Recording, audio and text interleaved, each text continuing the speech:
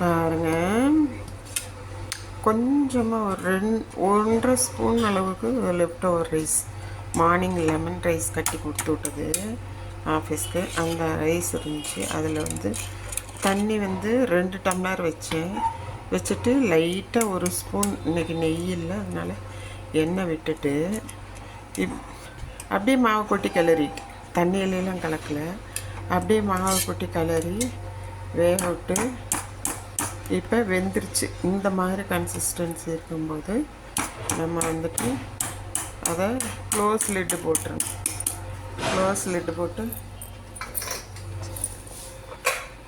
குக்கர்லேயே இப்படி மூடியும். Left over rice அதில் தான் இருந்துச்சு, அப்படி போட்டு மூடியாச்சு. இப்போ இது வந்து ஒரு 5 மினிட்ஸ் அப்படியே புழுங்கி நல்லா வேகணும். சரியா?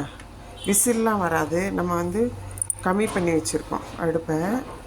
இப்படி தான் ரெடி பண்ணணும். பார்த்துக்கிறேங்க. பபிள்ஸ் வருதா? பபிள்ஸ் வந்த உடனே இப்படி க்ளோஸ் பண்ணிடுறேன்.